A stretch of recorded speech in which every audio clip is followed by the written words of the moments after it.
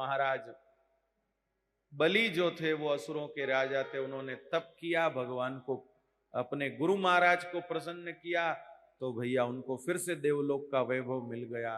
देवताओं की माता अदिति ने भी व्रत किया, कश्यप ऋषि ने उनको आशीर्वाद दिया, तब भैया उनके गर्भ से भाद्रपद मास के शुक्ल पक्ष की द्वादशी तिथि को भगवान वामन रूप में पधारे। बोलिए वामन भगवान की जय।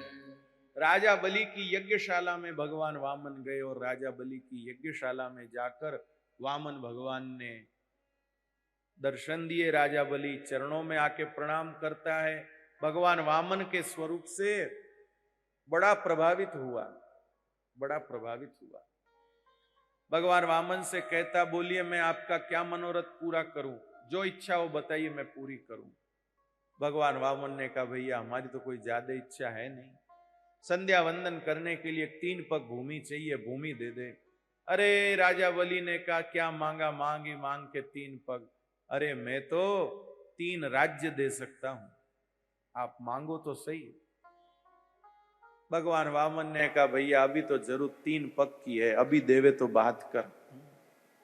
आपको जोरों की भूख लगी हो और कोई कहे हम तो आपको 56 भोग जिमा सकते हैं, अरे हम तो आपको अमुक विशेष स्थान का व्यंजन ला सकते हैं, अरे भाई अभी तू दाल रोटी तो दे। तो श्री वामन भगवान ने कहा, भाई तू अभी तो दे 3 पग। ठीक है ले लो, ऐसे नहीं लूंगा, संकल्प कर। बुलाओ गुरु जी को। शुक्राचार्य जी को बुलाया, पर शुक्राचार्य जी ने देखते ही कहा, ये तो छलिया विष्णु है, तू कहां इसकी बातों में आ रहा है, छोड़ दे, मना कर दे, ये सब कुछ ले जाएगा। अब राजा बलि कहते, गुरु जी मैंने तो हाँ भर दी है, मैंने तो कह दिया मैं दूंगा, अब मैं पीछे नहीं हट सकता, अब मैं पीछे नहीं हट सकता। बोले पीछे नहीं हटेगा तो इस जगह से ही हटना पड़ेगा। आओ राजा बलि कहता, हटेंगे तो हटेंगे, पर भैया देने का कह के अब पीछे नहीं हटेंगे।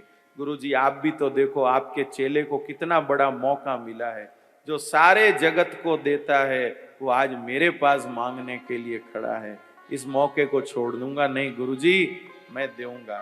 गुरुजी कहते, जा तेरा मन हो जैसे कर, मैं तो जा रहा हूं। गुरुजी नाराज होके चले गए। अब भैया श्री वामन भगवान ने कहा, भाई अब क्या करना। बोले अब देख लो संकल्प कौन कराएगा। ठाकुर जी कहते, भाई थोड़े टाइम के लिए मैं ही तेरा पुरोहित बन जाता हूं, और संकल्प आदि तो मुझे इतना तो मुझे भी आता है, ले चल संकल्प कराता हूं। और राजा बलि ने हाथ आगे किया, भगवान वामन ने संकल्प मंत्र बोल के जैसे ही हथेली पर जल छोड़ा, और राजा बलि ने उस जल को भूमि पर छोड़ा, और भैया उसी समय भगवान वामन से विशाल हो गए।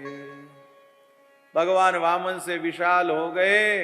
अपने प्रथम चरण से ऊपर के सब लोग नाप लिए, दूसरे चरण से नीचे के सब लोग नाप लिए, और अब ठाकुर जी कहने लगे, बता मैं तीसरा कहां पर रखूं। अब राजा बलि कहता, मेरे पास है ही क्या जो अब मैं तीसरा कहां रखूं। अब राजा बलि ने कहा, जब सब कुछ इन्होंने ले लिया है तब ये अपना शरीर रख के क्या करना है। राजा बलि मुकुट उतार करके अपना मस्तक ठाकुर जी के चरणों में झुका देता है, और श्री ठाकुर जी अपना चरणारविंद राजा बलि के माथे पर रखकर उसे भी स्वीकार कर लेते हैं।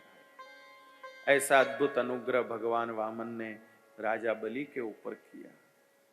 कृपानाथ भगवान वामन राजा बलि को गले लगा लेते हैं और राजा बलि से कहते हैं, तुम्हारे जैसा अपना सब कुछ देने वाला न आज तक हुआ न आगे होगा भाई।